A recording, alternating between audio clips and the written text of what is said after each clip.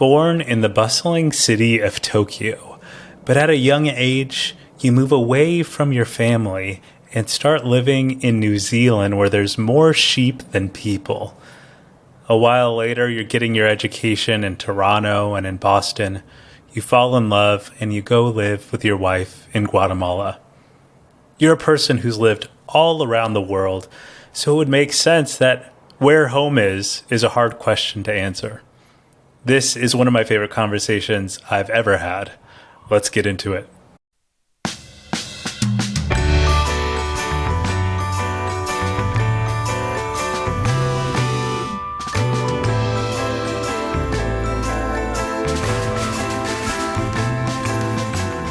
Hello and welcome to the Home Life for Extraordinary Impact podcast. My name is Matt Barrios. I'm a husband, dad, researcher, and writer, and I will be your host today as we explore global perspectives on home.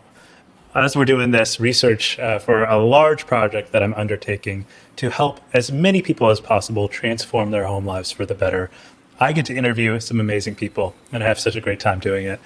Today, I have a very special guest, and I'm connected with him, and he is currently calling in from Guatemala. His name is Kazuki, and Kazuki, thank you so much for being a part of this. Welcome to the show. Thank you, Matt. I'm super excited. I know, we've chatted a few times, and I'm really curious to kind of, share my stuff to you as well.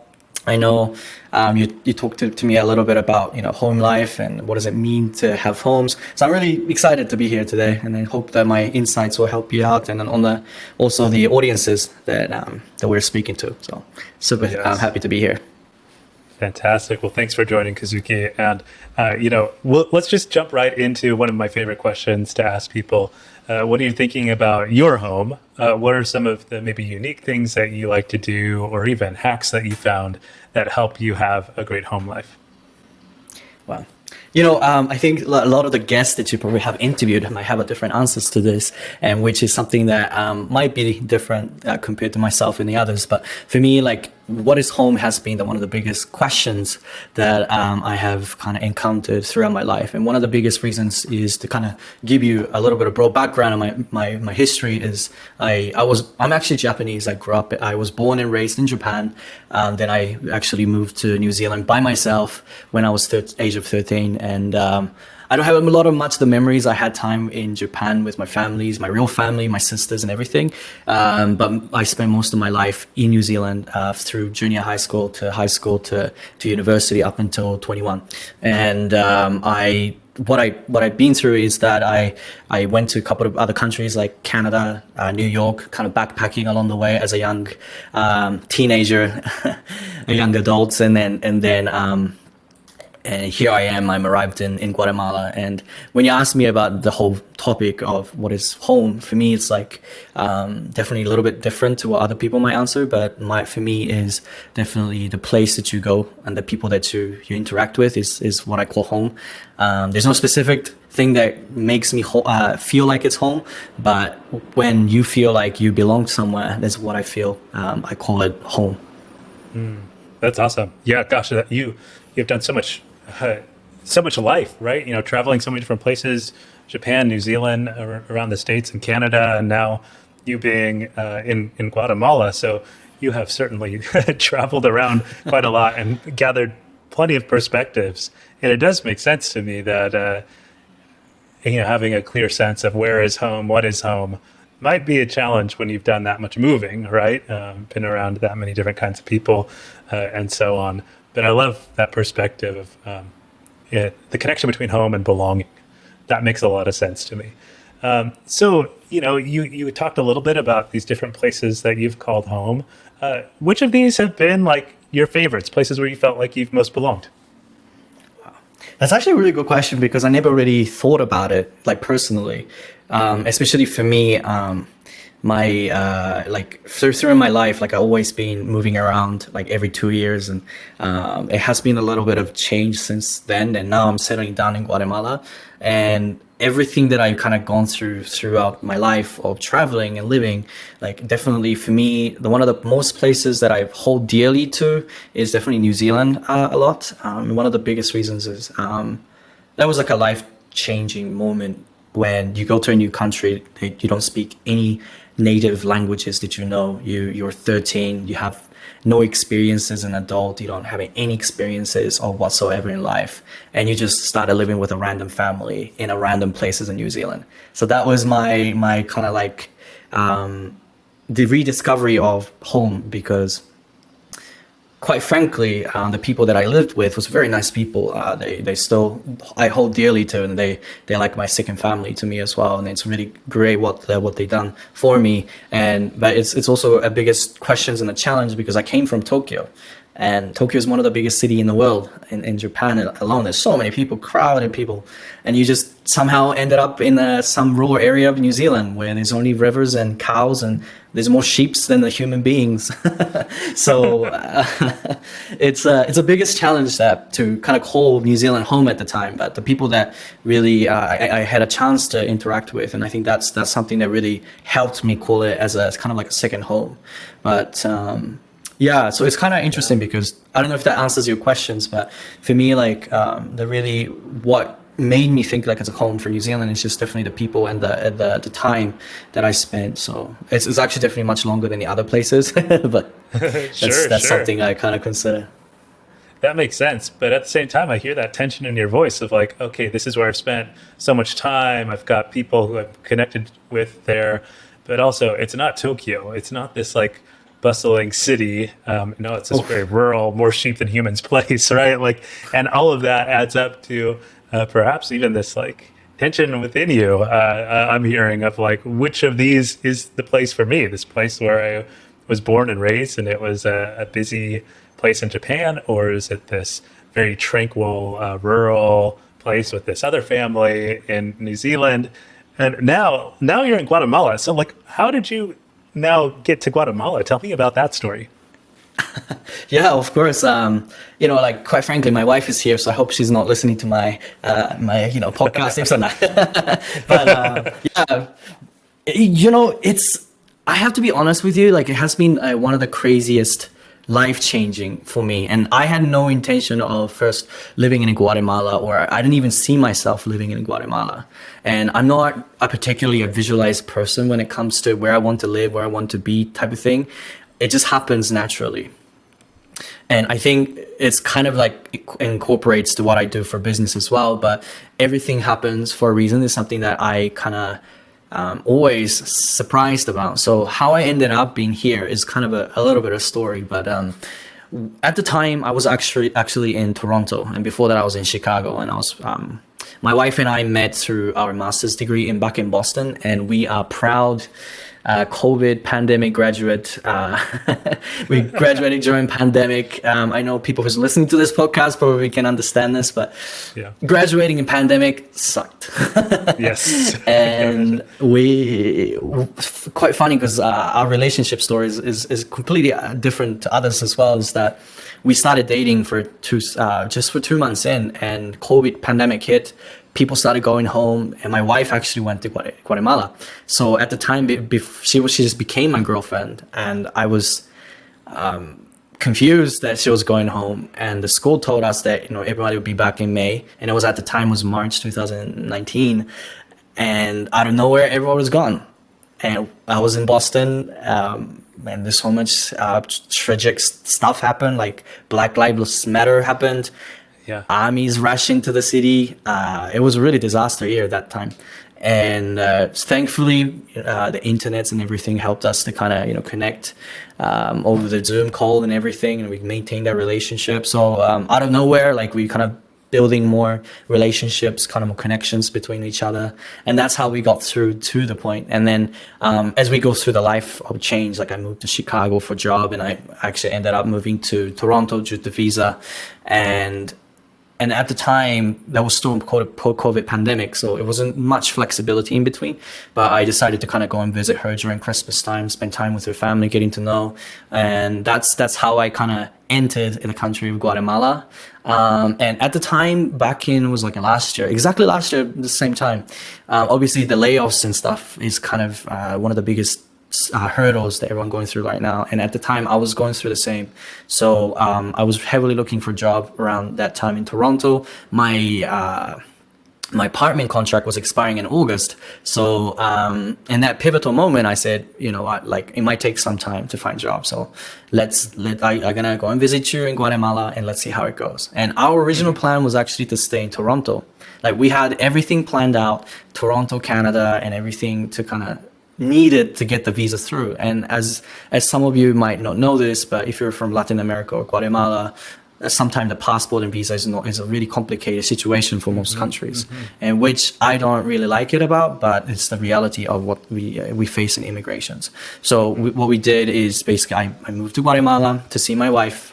At the time, we were already engaged, and we were just discussing what's the next step, because at the time we were actually getting married in Guatemala in December. It was exactly last year, and we were so confused. We didn't know what the next step. We had all this planned out for 2 years, and I don't know where it was gone.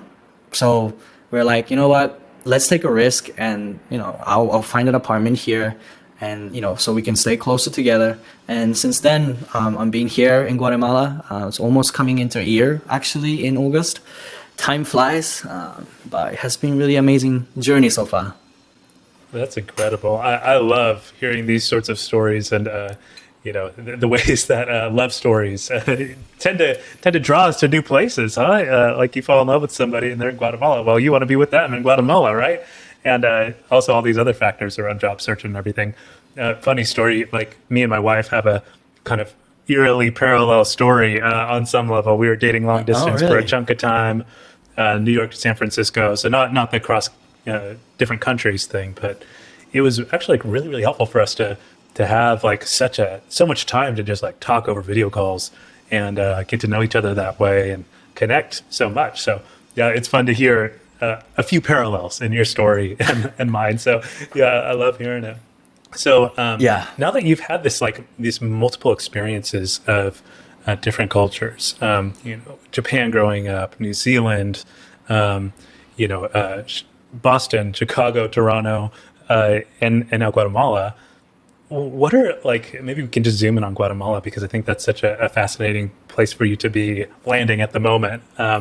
What do you notice about the way home is different in Guatemala versus these other places?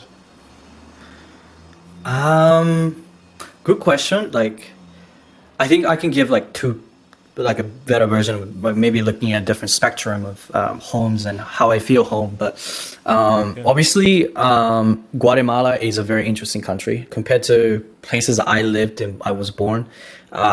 It's nothing compared to what I expected, especially if you were born in Tokyo or a big city like Tokyo. You'll always be surrounded by people. You'll be always surrounded by, I wouldn't say chaos, but more like a fast-paced environment where everything moves so quickly, everything's moved so structured, and everything is just there for you. So what I mean by that is if you want something, there's already there for you. So it kind of makes you feel the comfort of knowing that you're safe, or you feel the need for there's no need for you to change. And that's something that I felt when I was living in Tokyo, even after I graduated from New Zealand, and I actually lived and worked in Tokyo, and that's also what I felt as well.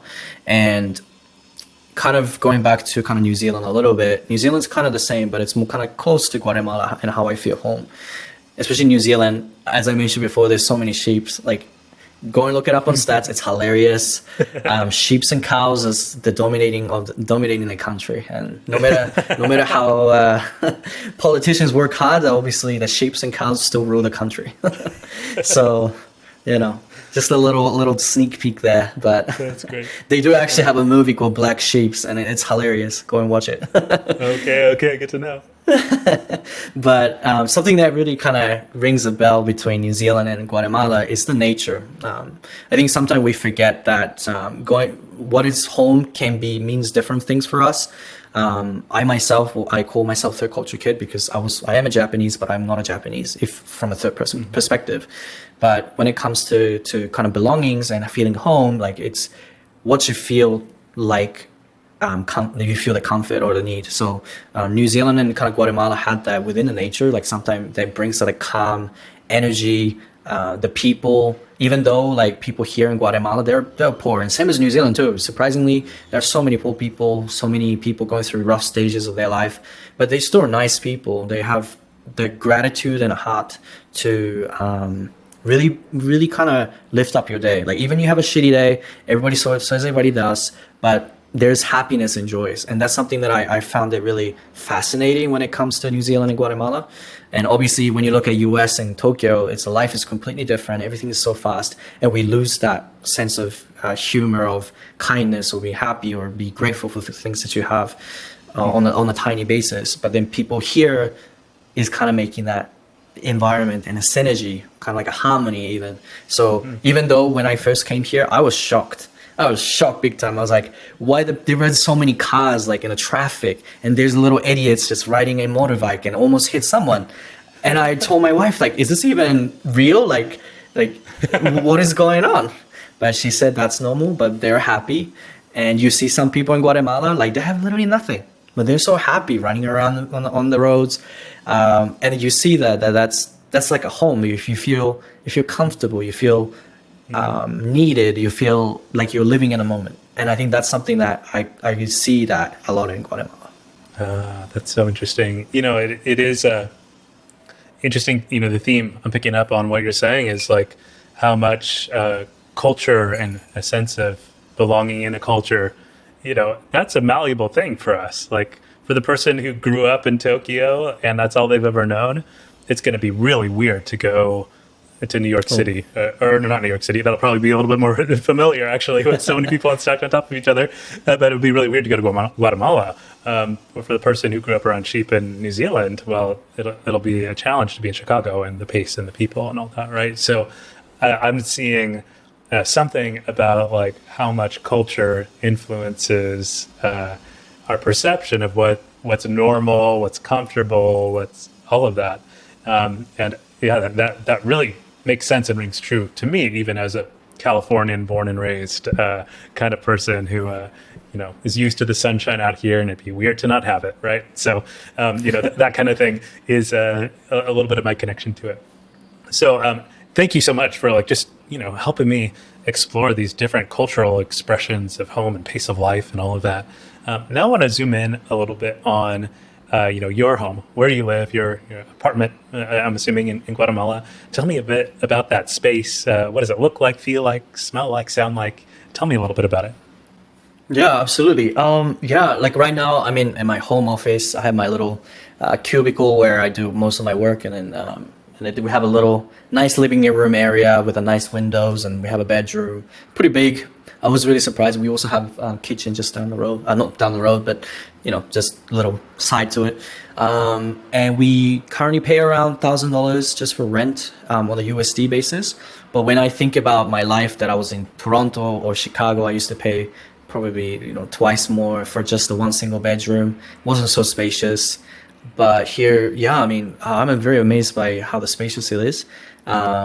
I'm a very minimalistic kind of person, so like I don't like to have so many things because I have sometimes this moment where I need to go, and I think that's what we call in British is itchy feet. So I need to have a little tiny bit of space, so help you to stick in one spot and then enjoy the place. And I think so far like it's been great. Like we have a balcony as well. That's like something great. We have a couch. Nice. And I have my little cubicle to do my stuff for my business and everything. So that's my home right now.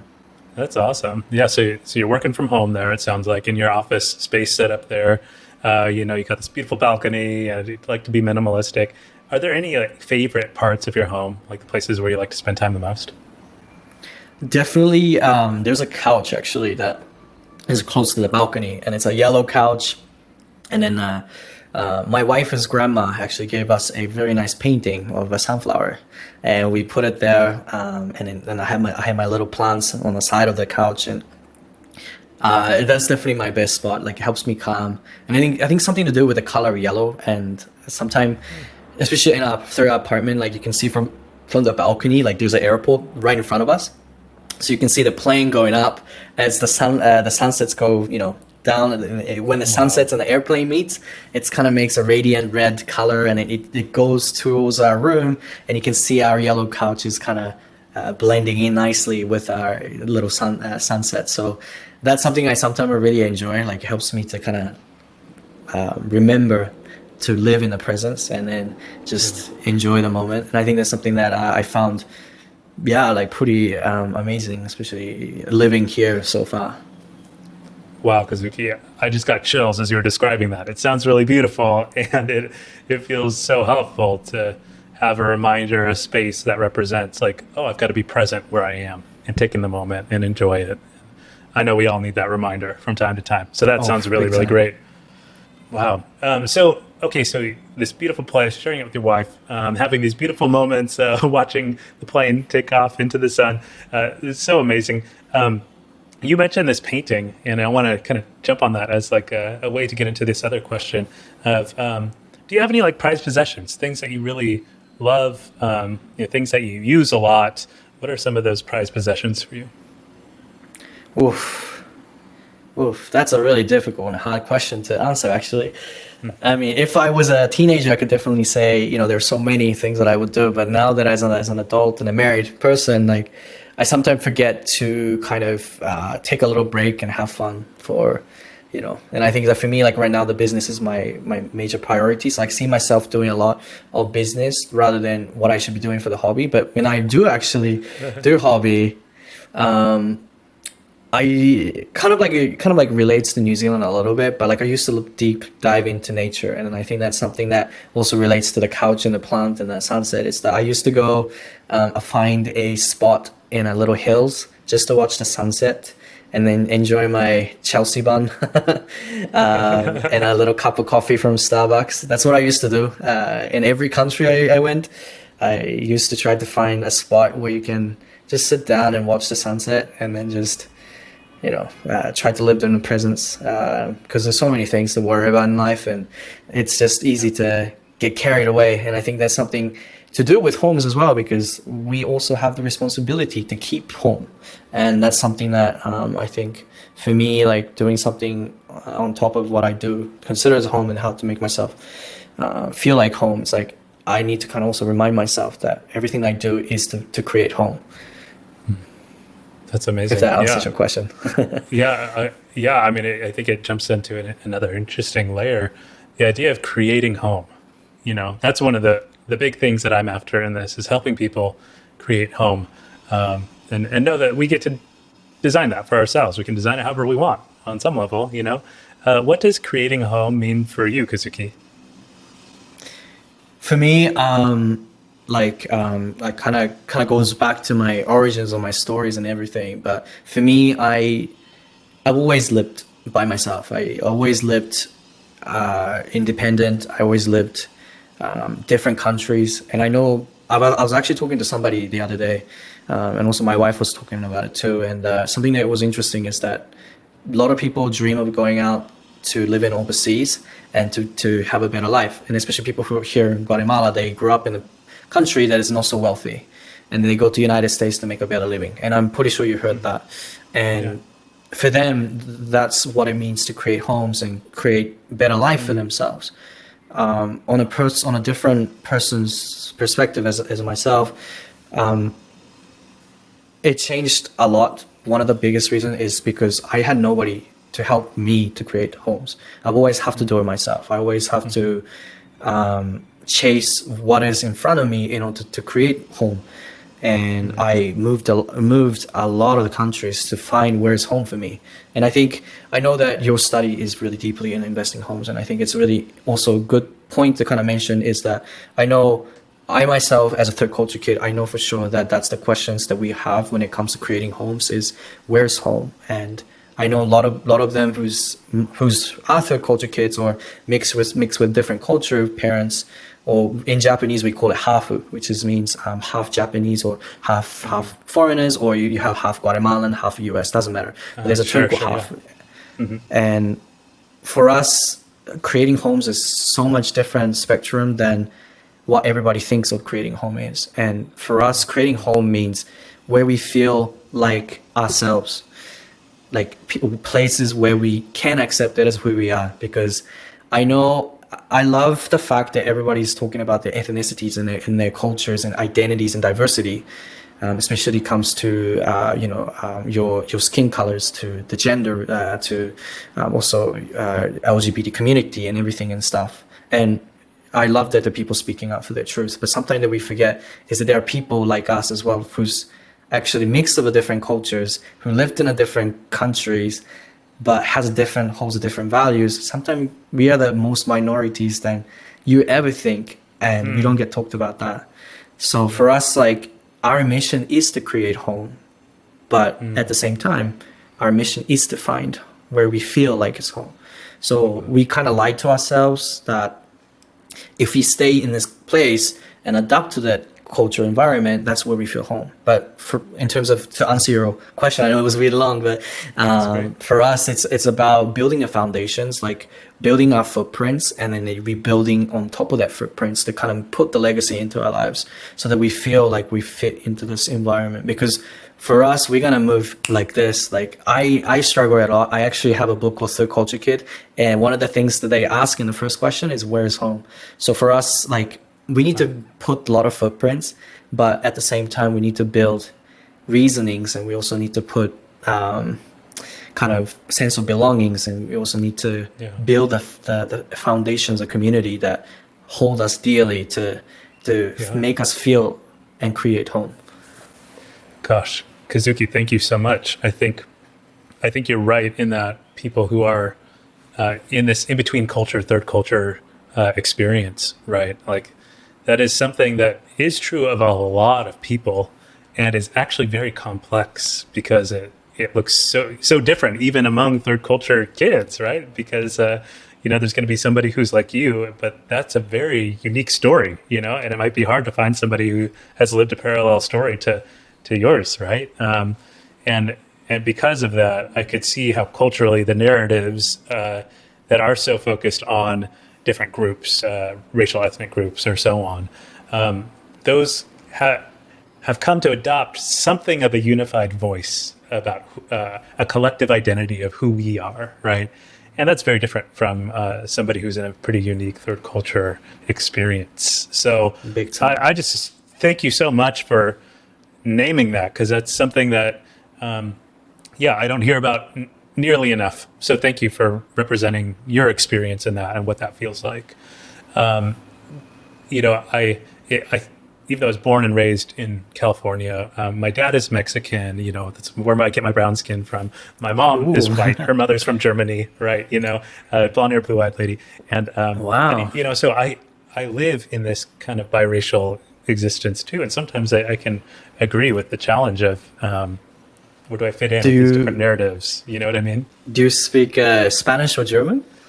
I speak like intermediate Spanish, but it's so funny. People look at me and they start speaking Spanish to me, and I'm like, could you slow down? Like, I should really, that is going to be part of the goal, is restore the Spanish language to my kids' generation and help my babies grow up speaking Spanish.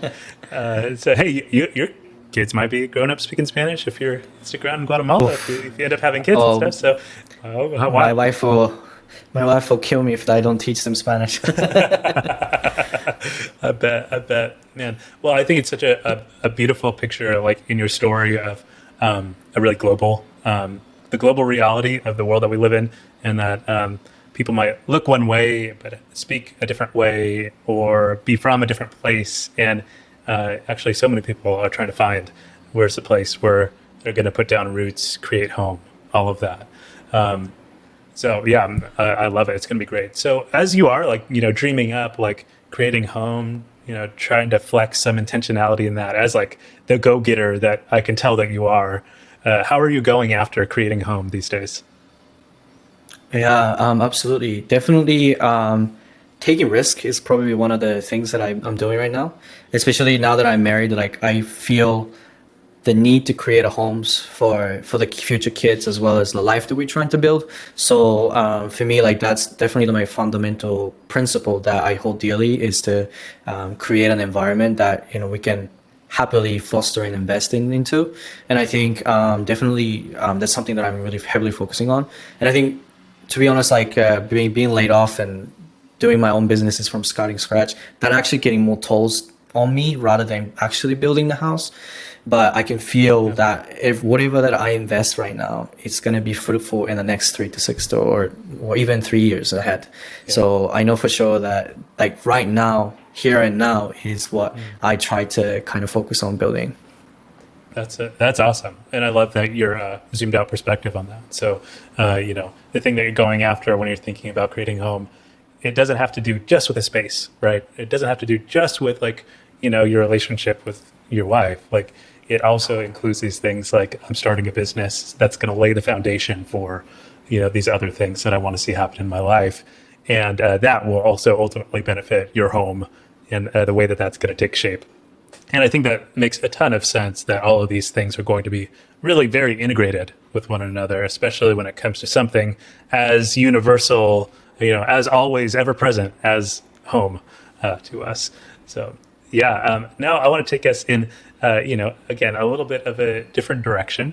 And I want to do kind of like a quick little, this or that game, right? Basically, Yeah, absolutely. When home's going really great, what does this look like? When home's not going well, what does that look like? Tell me, Kazuki, for you, when you're thinking of home going super, super well, what's happening for you? Obviously the positive side, I say you feel comfortable, you feel great about the homes that you're at. And I'm not a type of person that I enjoy comfort or relaxation.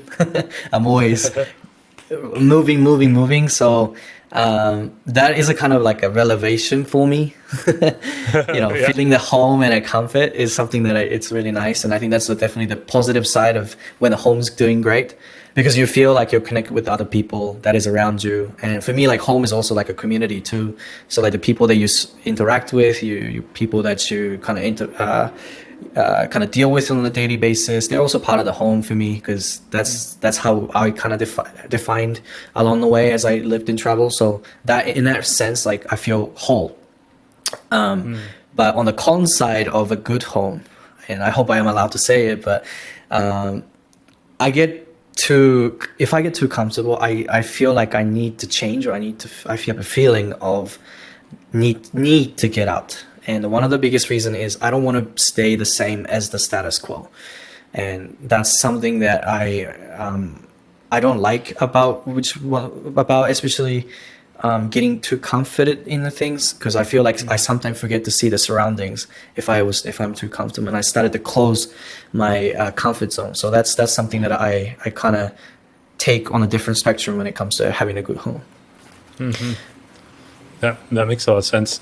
There's an interesting kind of dual-sided thing of comfort in you're talking about a good home, where on one side of it, like, it is good to be comfortable at home to an extent, but too much comfort, gets stagnant and boring, and there's this desire to change or keep stretching into new or adventuring, right?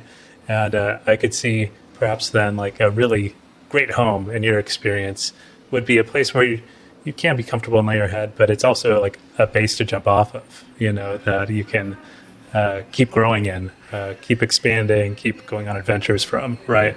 And I think, gosh, as you're describing that, I'm like, well, that feels like me. That's what I want to. Like, as much as I love to be able to like sit on a couch and take a nap while watching football, right? Like, fantastic. If that was my life all day, every day, or every time I had downtime, I wouldn't find that very inspiring. So, yeah, that makes sense to me. Absolutely.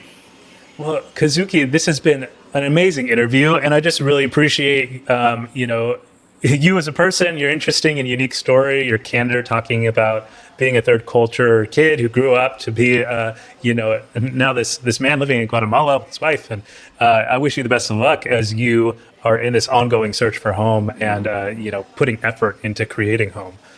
For people who are listening and they're like, I just want to get in touch with Kazuki some more. Would you tell us a little bit about what you're working on and ways that they could get in touch with you? Yeah, absolutely. So once again, Matt, thank you so much for hosting me. It's what a wonderful opportunities to kind of speak with you and learn a little bit more about, what you're doing and as well as too. So in order for me to kind of, people to contact me, what I usually do is that I currently run a digital marketing agency. We most heavily invested into more creative design agency. So we're in a process helping clients with UX UI design, websites, as well as social media designs and everything creatives. So that's what we do as in a nutshell as a business. So that's what my 100% my energies goes to. But in terms of getting in touch with me, I'll leave my LinkedIn as well as my Twitter accounts to Matt in the description, so we can also follow me as well, or message me directly from there. I would love to kind of also connect with you, learn from each other, and also I'm a heavily invested into personal branding guru, so we'd love to kind of stay contacted, not just like for your brand's sake, but to act together really grow. And I think that's the whole purpose of this podcast as well, and that's why I really love to kind of sit down with Matt talking about things, but also to learn how we can help each other to build a better future. And I think that's what I like about the most. So yeah, I mean, feel free to contact me through LinkedIn or Twitter. We also do have podcasts as well, and tune in for Matt. We also interviewed Matt as well. So yeah, and I hope we can get in touch. Yes, absolutely. Thank you again, Kazuki. And I will be on your podcast. We recorded that episode, and that'll be coming out, in the coming weeks, I'm sure. Thank you so much again for being on this super great conversation. I will take all the information that you gave for socials and handles. If you're interested in getting in touch with Kazuki, just follow the link in the show notes. You'll be able to find it all there. This is the Home Life for Extraordinary Impact podcast, which is coming out of my project, Home Life Design Lab. You can learn more at homelifedesignlab.com. Sign up for the newsletter. You also have an option to become a premium subscriber to the newsletter and the podcast, which will unlock some special perks for you, including things like extra content or free access to my workshops that I'm doing through Home Life Design Lab. I hope you enjoyed this podcast. If you liked it, rate it, share it, send it along to somebody that you love. And until next time, everybody, thanks. Take care.